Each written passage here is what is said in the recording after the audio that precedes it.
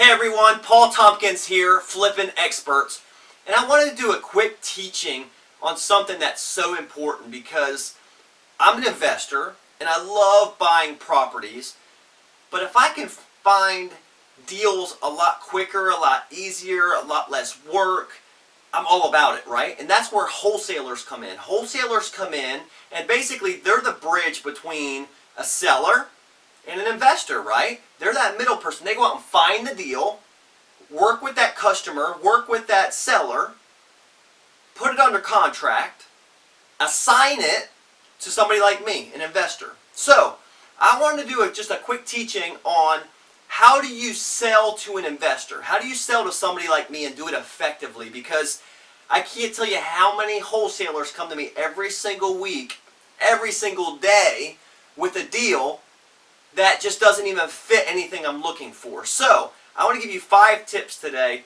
on how to sell to somebody like me that wants to buy 10, 20, 30 houses every single week. And if you do this right, I guarantee you, you'll be very successful. Okay? So the first thing I want to talk about, and the most important, is networking. How do you as a wholesaler find an investor like me? Okay? If you're not networking, if you're not out there mingling, if you're not at real estate investor networks, if you're not at seminars, if you're not out there in your community meeting with realtors, investors, money lenders, all these different types of people, how do you find people like me? Okay? There are some easy ways. Yes, you can go online. You can type in, Tallahassee, Florida, investors. You can go to Craigslist. Yes, you can create a buyer's list. But I'm here to tell you that relationships are the #1 way to sell me a deal. Okay? I'm an investor. I'm your customer. If you want to get to me, we need to have a relationship, because in a relationship, I can trust you, right? We do 5, 6, 10 deals. I'm not worried about the little stuff that if some other guy I don't know, never met before, just shoots me a text, sends me a picture, sends me an address. I have more of a relationship with you. There's going to be a lot more red flags, and he's going to have to jump through a lot more hoops to satisfy what I'm looking for versus somebody that I'm continually working with, okay? So, networking is the #1 thing. Get out there, okay? I have a lot of wholesalers every single month when I go to these meetings and these meetup groups and all this, and they're like, I just don't know where to find it. I'm like, man, we're right in front of you, but you got to get yourself out there. So, network. Get out there and be part of a group. Be part of a real estate investment group in your area. Every county, every city has them. Get involved and start getting your name out there. And then people also get to know you. Okay? You're going to start creating a reputation for yourself that when I go to another investor and say, hey, do you know this Charles guy? They're like, oh yeah, he's great, man. He sent me 3 deals already. Boom. Great. Thanks so much. And now you have credibility with me. Okay? The second thing is a buyer's criteria. Okay? So now, I met you, right? We're at a real estate investors network group. I met you. And you say, hey Paul, thank you so much. It was great meeting you. Hey, can you send me your buyer's criteria?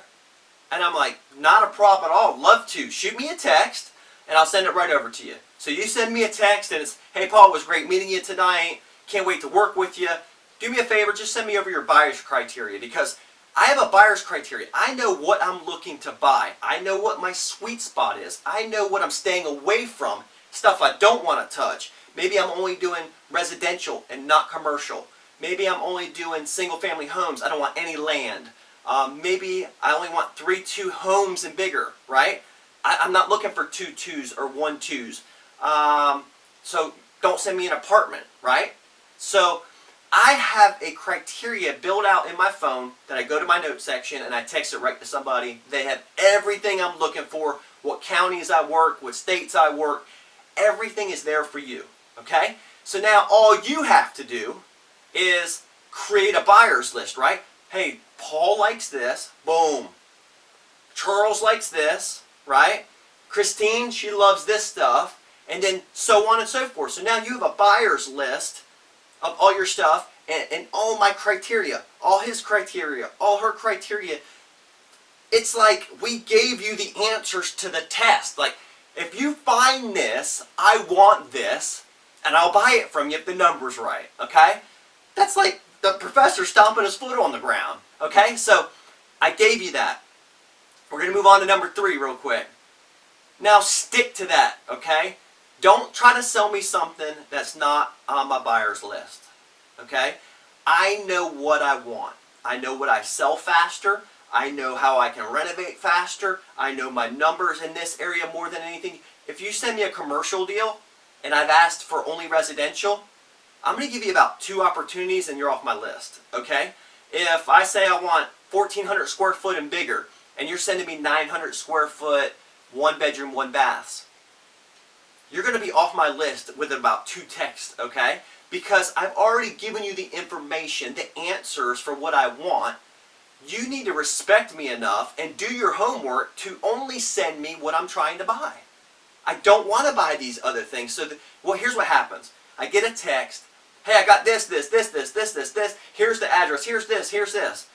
And if I spend time and energy to go in and start researching it and it's not what I'm looking for, I've just wasted valuable time. And I don't want to do that. So you, as the wholesaler, have to understand that from us, okay? You want me to have speed, okay?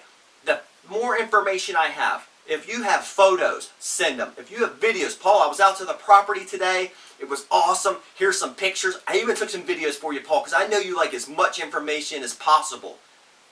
Oh, my word. Yes, send them over. Hey, Paul, I know the roof needs to be replaced, but I did check the serial number and model number on the AC unit as well as the hot water heater. They're both only 5 years old, so you're good to go there. Okay? That lets me in my head know right away, boom, numbers. I can tell you exactly where I'm already at in rehab. And then when I see the videos and pictures, I'm golden. I'm flying through this thing. Like, that's all I need. I'm good. So, I can almost buy a house based on pictures. Obviously, I'll still drive out there and do my final inspection real quick and then sign the paperwork. But, like, I know 90% in my head if I'm buying a house or not just by what you're sending me. So, understand that. Understand from my lens where I'm coming from, and then you fulfill those needs, okay? Don't send me stuff that aren't on my list. That was number 3. Let's shoot to number 4. And this is where most wholesalers, besides getting in their own head, right? Mindset, I can't do it, I might do it. That's number 1. But this is the second biggest area, I think, that people mess up in, wholesalers mess up in, and that's not knowing their numbers. Okay? You send me a deal. What's my first questions coming out of my mouth or in a text to you guys? Do you know what they are? First one is, what's it worth? What's the ARV after renovation value? It's fixed up. It's beautiful. It's done. I've done a great job rehabbing it. What's it worth on the market? Okay? You have to know that number. Okay? If you don't know how to get that number, if you don't know what the number is, you're not a wholesaler. I'm going to say it straight up. You can't be a wholesaler and not know the value of a home. So, if you don't know how to get that, pay somebody to get it. Okay? Go and take a training course on how to get the ARV for properties. Learn it. Ingrain it. You're going to be looking at a ton of houses, right? You're a wholesaler. You're going to be looking at a ton of properties. So you need to know that. And understand, guys, this is your deal. So if you don't know the numbers, you're leaving money on the table.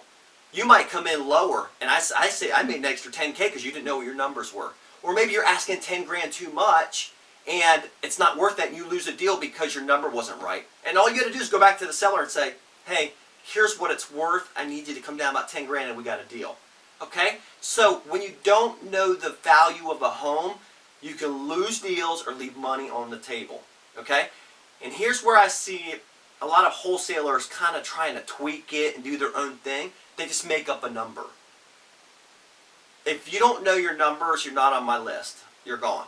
I'm going to be honest with you. I told you in this training I would teach you exactly my thoughts, and I do this every day for living tons and tons of houses. So know what your numbers are. Okay? If it's worth 200, don't tell me it's worth 230. I'm going to know in about 5 minutes. So do your homework. It's your job. You want to make money. You want to make 5 or 10 grand on the deal. You got to do the homework. Okay? So the second one is renovations. some of you guys have probably never done a renovation. And because you're not a flipper, right? So, Paul, how would I know what a renovation is going to cost? I thought the easiest way into real estate was going into wholesale, and I don't have the experience on the investment side, so how would I know what renovation is? Okay? So there's two ways you can go at an investor with this. And this is key. Like, I'm stopping my foot. Like, write this down. Use this. I'm helping you. Like, two ways to go with this. Know your numbers for a renovation. Okay? Know them to a T. I mean, you better be within a couple grand. But if you don't, okay, here's the other side of it. Hey, Mr. Investor, I know you just asked me what the renovation was, but hey, Paul, I don't know what you pay for materials. I don't know what your labor costs are. I don't know what you pay your roofer. I don't know what you pay your flooring guys. So it's very hard for me to give you a number, and I also don't know your taste, right? I don't know if you're going to rip the cabinets out and put new ones in, or are you just going to sand them and stain them or paint them and make them nice? There's a big money difference. So here's what I'll tell you, Paul. Hey, I'm going to give you the lockbox code to the house. I want you to go out to the house, Paul. I'll give you 24 hours. Just go check it out.